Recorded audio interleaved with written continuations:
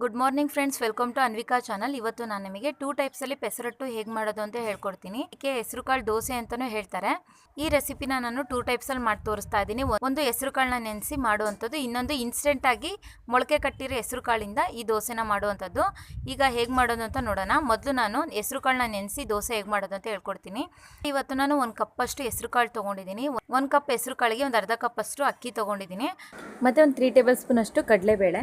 ನೋಡಿ, ಈ ರೀತಿ ಒಂದು ಬೌಲ್ಗೆ ಹೆಸರುಕಾಳು, ಅಕ್ಕಿ ಮತ್ತು ಕಡಲೆಬೇಳೆ ಈ ಮೂರನ್ನೂ ಹಾಕಿ ಒಂದು 2 ಸತಿ ಚೆನ್ನಾಗಿ ವಾಶ್ ಮಾಡ್ಕೊಳ್ಬೇಕು. ನೋಡಿ, ಚೆನ್ನಾಗಿ ವಾಶ್ ಮಾಡಾಗಿದೆ. ಈಗ ನಾವು ಇದಕ್ಕೆ ನೀರು ಹಾಕಿ ನೆನೆಯಕ್ಕೆ ಹಾಕಬೇಕು. ಇಡ್ಲಿಗೆಲ್ಲ ಅಕ್ಕಿ ನೆನೆಯಕ್ಕೆ ಹಾಕ್ತೀವಲ್ಲ, ಆ ರೀತಿ ಫುಲ್ಲು ನೀರು ಹಾಕಿ ಇದನ್ನ ಓವರ್ ನೈಟ್ ನೆನೆಯಕ್ಕೆ ಬಿಡಬೇಕು. ಅಟ್ಲೀಸ್ಟ್ 6 to 8 ಅವರ್ಸ್ ಇದನ್ನ ನೆನೆಯಕ್ಕೆ ಬಿಡಬೇಕು. ಮಾರ್ನಿಂಗ್ ಮಾಡೋದಿತ್ತು ಅಂದರೆ ನೀವು ನೈಟೇ ನೆನೆಯಕ್ಕೆ ಹಾಕಿ. ನೋಡಿ, ಈಗ ಇದು ಓವರ್ ನೈಟ್ ಚೆನ್ನಾಗಿ ನೆಂದಿದೆ. ನೋಡ್ಬೋದು, ಈ ರೀತಿ ಚೆನ್ನಾಗಿ ನೆಂದಿದೆ. ಈಗ ನಾವು ಇದನ್ನ ವಾಶ್ ಮಾಡಿ ಗ್ರೈಂಡ್ ಮಾಡ್ಕೊಳ್ಬೇಕು. ಈ ಹೆಸರು ಕಾಳು ಜೊತೆಗೆ ಗ್ರೈಂಡ್ ಮಾಡ್ಕೊಳ್ಳೋಕ್ಕೆ 2 ಹಸಿಮೆಣಸಿನ್ಕಾಯಿ, ಮೀಡಿಯಮ್ ಸೈಜಿಂದ ಈರುಳ್ಳಿಯಲ್ಲಿ ಒಂದು ಅರ್ಧ ಭಾಗದಷ್ಟು ಈ ರೀತಿ ಕಟ್ ಮಾಡಿ ತೆಗೆದಿಟ್ಕೊಂಡಿದ್ದೀನಿ. ಒಂದು 3 ಟೇಬಲ್ ಸ್ಪೂನಷ್ಟು ಫ್ರೆಶ್ ತೆಂಗಿನಕಾಯಿ ತುರಿ, ಸ್ವಲ್ಪ ಕೊತ್ತಂಬರಿ ಸೊಪ್ಪು, ಒಂದು 3 ಇಂದ 4 ಪೀಸಷ್ಟು ಶುಂಠಿ ಪೀಸು, ಒಂದು ಅರ್ಧ ಟೇಬಲ್ ಸ್ಪೂನಷ್ಟು ಜೀರಿಗೆ. ಇವೆಲ್ಲದನ್ನು ನಾವು ಹೆಸರು ಕಾಳು ಜೊತೆಗೆ ಗ್ರೈಂಡ್ ಮಾಡ್ಕೊಳ್ಬೇಕು. ಎಣ್ಣೆ, ರುಚಿಗೆ ತಕ್ಕಷ್ಟು ಉಪ್ಪು. ಈಗ ಹೇಗೆ ಮಾಡೋದು ಅಂತ ನೋಡೋಣ. ಈಗ ಮಿಕ್ಸಿ ಜಾರ್ಗೆ ಹಸಿಮೆಣಸಿನ್ಕಾಯಿ, ಈರುಳ್ಳಿ, ಶುಂಠಿ ಮತ್ತು ಕೊತ್ತಂಬರಿ ಸೊಪ್ಪು, ಜೀರಿಗೆ ಈ ಎಲ್ಲದನ್ನೂ ಹಾಕ್ಕೊಳ್ಬೇಕು. ಇದ್ರ ಜೊತೆಗೆ ನೆನೆಸಿ ವಾಶ್ ಮಾಡಿ ತೆಗೆದಿಟ್ಟಿರುವಂಥ ಹೆಸರು ಕಾಳು, ಕಡಲೆಬೇಳೆ, ಅಕ್ಕಿ ಈ ಮೂರನ್ನೂ ಹಾಕ್ಕೊಳ್ಬೇಕು. ಮತ್ತು ಒಂದು ಅರ್ಧ ಟೇಬಲ್ ಸ್ಪೂನಷ್ಟು ಉಪ್ಪು ಹಾಕ್ಕೊಳ್ಳಿ, ಅಥವಾ ಹಿಟ್ಟಿಗೆ ಎಷ್ಟು ಬೇಕೋ ಅಷ್ಟು ಉಪ್ಪು ಹಾಕಿ ಸ್ವಲ್ಪ ಒಂದು 1/4 ಕಪ್ಪಷ್ಟು ನೀರು ಹಾಕಿ ಇದನ್ನ ಫುಲ್ಲು ಸ್ಮೂತ್ ಪೇಸ್ಟಾಗಿ ರುಬ್ಕೊಳ್ಬೇಕು. ನೋಡಿ, ಈ ರೀತಿ ಸ್ಮೂತ್ ಪೇಸ್ಟಾಗಿ ರುಬ್ಕೊಂಡಿದ್ದೀನಿ. ಮತ್ತು ಈ ಕನ್ಸಿಸ್ಟೆನ್ಸಿಯಲ್ಲೇ ಇರಬೇಕು. ಇದು ತುಂಬ ತೆಳು ಇರಬಾರ್ದು. ನಾನು ಇಷ್ಟಿಗೆ ಒಂದು 1/4 ಕಪ್ ಅಷ್ಟೇ ನೀರು ಹಾಕಿದ್ದೀನಿ. ನೋಡಿ, ಈ ರೀತಿ ಒಂದು ಸ್ವಲ್ಪ ಗಟ್ಟಿನೇ ಇರಬೇಕು. ಈಗ ಇದು ರೆಡಿ ಇದೆ. ನಾನು ಒಂದು ಪಾತ್ರೆಗೆ ಹಾಕ್ಕೊಂಡು ದೋಸೆ ಮಾಡ್ಕೊಳ್ಳೋಣ. ಇವತ್ತು ನಾನು ಇದನ್ನ ನಾನ್ ಸ್ಟಿಕ್ ತವಾದಲ್ಲಿ ಮಾಡ್ತಾ ಇದ್ದೀನಿ. ಈ ತವಾಗೆ ಒಂದು ಸ್ವಲ್ಪ ಎಣ್ಣೆ ಹಾಕಿ ನಾನು ಟಿಶ್ಯೂ ಪೇಪರಲ್ಲಿ ಕ್ಲೀನಾಗಿ ಸವರ್ಕೊಂಡಿದ್ದೀನಿ. ತವ ಚೆನ್ನಾಗಿ ಬಿಸಿ ಆಗಬೇಕು. ನೋಡಿ, ಈ ರೀತಿ ಸೌಟನ್ನ ನಾವು ಈ ರೀತಿ ಹಿಂದ್ಗಡೆ ಫ್ಲ್ಯಾಟ್ ಆಗಿರೋಂಥ ಸೌಟನ್ನ ಯೂಸ್ ಮಾಡಿ. ಈ ರೀತಿ ಫ್ಲ್ಯಾಟ್ ಆಗಿರೋ ಸೌಟ್ ಇತ್ತು ಅಂದರೆ ದೋಸೆನ ತಿರುಗ್ಸೋಕ್ಕೆ ಈಸಿ ಆಗುತ್ತೆ. ಮತ್ತು ನೀವು ಈ ಹಿಟ್ಟಿನ ಕನ್ಸಿಸ್ಟೆನ್ಸಿ ನೋಡ್ಬೋದು, ಈ ರೀತಿ ಗಟ್ಟಿಯಾಗಿರುತ್ತೆ.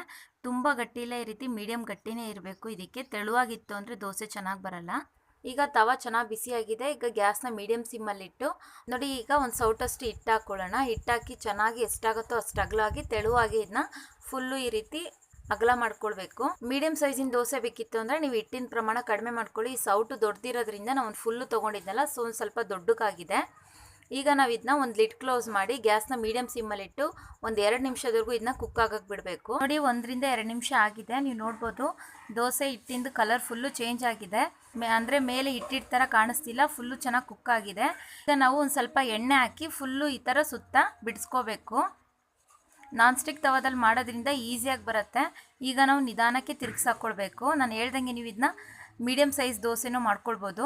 ಈ ರೀತಿ ತಿರುಗಿಸಾದ್ಮೇಲೆ ಗ್ಯಾಸ್ನ ಮೀಡಿಯಮ್ ಸಿಮ್ಮಲ್ಲೇ ಇಟ್ಟು ಲಿಡ್ ಕ್ಲೋಸ್ ಮಾಡ್ದಂಗೆ ಮತ್ತೆ 1 ನಿಮಿಷ ಇದನ್ನ ಚೆನ್ನಾಗಿ ಕುಕ್ ಮಾಡ್ಕೊಳ್ಬೇಕು.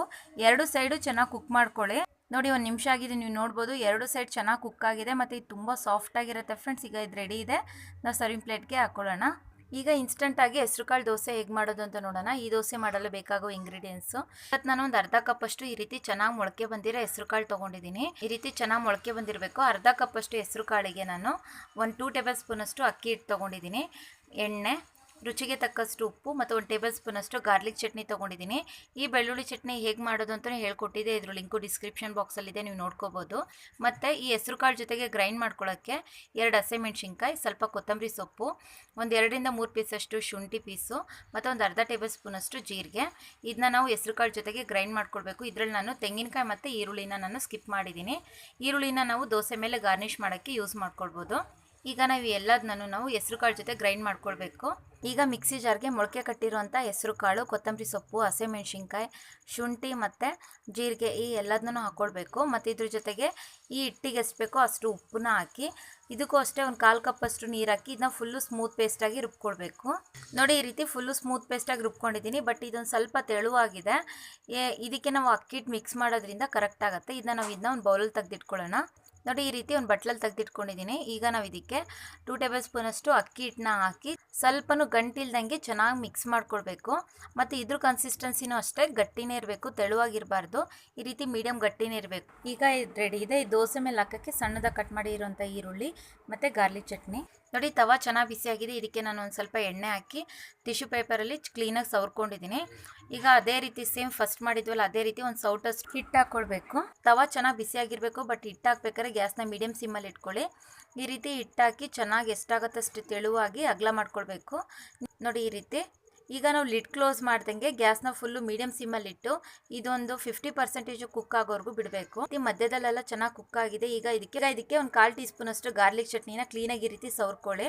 ಅಂದರೆ ನಾವು ಮಸಾಲೆ ದೋಸೆಗೆ ಖಾರ ಚಟ್ನಿ ಹಾಕ್ತೀವಲ್ಲ ಅದ್ರ ಬದಲು ಗಾರ್ಲಿಕ್ ಚಟ್ನಿ ಹಾಕ್ತಾ ಇದ್ದೀನಿ.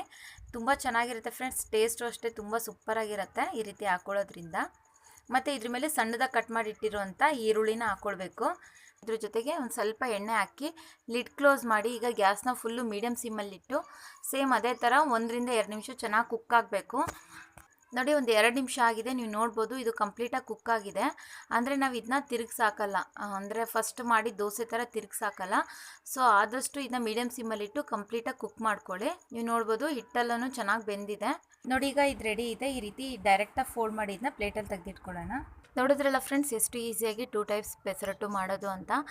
ಇದನ್ನ ನೀವು ಬ್ರೇಕ್ಫಾಸ್ಟಿಗಾರ ಮಾಡ್ಕೋಬೋದು, ಮಕ್ಕಳಿಗೆ ಲಂಚ್ ಬಾಕ್ಸಿಗೂ ನೀವು ಇದನ್ನ ಕೊಟ್ಟು ಕಳಿಸ್ಬೋದು. ತುಂಬ ಹೆಲ್ದಿ ಮತ್ತು ತುಂಬ ಟೇಸ್ಟಿಯಾಗಿರುವಂಥ ದೋಸೆ ಇದು. ಇದನ್ನ ನಾನು ಒಂದು ಹೆಸರು ಕಾಳನ್ನ ನೆನೆಸಿ ಮಾಡಿರೋದು, ಇನ್ನೊಂದು ಈ ರೀತಿ ಇನ್ಸ್ಟೆಂಟಾಗಿ ಮಾಡ್ಕೋಬೋದು. ಈ ದೋಸೆ ನೀವು ನೋಡ್ಬೋದು ಸಾಫ್ಟಾಗಿರುತ್ತೆ, ತುಂಬ ಚೆನ್ನಾಗಿರುತ್ತೆ. ಇದಕ್ಕೆ ಒಳ್ಳೆ ಕಾಂಬಿನೇಷನ್ ಅಂದರೆ ತೆಂಗಿನಕಾಯಿ ಚಟ್ನಿ ಮತ್ತು ಗಾರ್ಲಿಕ್ ಚಟ್ನಿ, ಟೊಮೊಟೊ ಚಟ್ನಿ, ಈ ಥರ ಸಿಂಪಲ್ ಚಟ್ನಿಗಳೇ ತುಂಬ ಚೆನ್ನಾಗಿರುತ್ತೆ. ಈ ಗಾರ್ಲಿಕ್ ಚಟ್ನಿ ಹೇಗೆ ಮಾಡೋದು ಅಂತಲೇ ಹೇಳ್ಕೊಟ್ಟಿದ್ದೆ, ಅದ್ರ ಲಿಂಕು ಡಿಸ್ಕ್ರಿಪ್ಷನ್ ಬಾಕ್ಸಲ್ಲಿದೆ, ನೀವು ನೋಡ್ಕೋಬೋದು. ಈ ರೆಸಿಪಿನ ನಿಮ್ಮ ಮನೆಯಲ್ಲೂ ಟ್ರೈ ಮಾಡಿ ನೋಡಿ. ಈ ವಿಡಿಯೋ ಇಷ್ಟ ಆಯಿತು ಅಂದರೆ ಈ ಚಾನಲ್ನ ಪ್ಲೀಸ್ ಲೈಕ್ ಮಾಡಿ, ಶೇರ್ ಮಾಡಿ ಆ್ಯಂಡ್ ಸಬ್ಸ್ಕ್ರೈಬ್ ಮಾಡಿ. ಮತ್ತು ನಿಮ್ಮ ಅನಿಸಿಕೆ ಅಭಿಪ್ರಾಯಗಳನ್ನ ಕಮೆಂಟ್ ಮೂಲಕ ತಿಳಿಸಿ.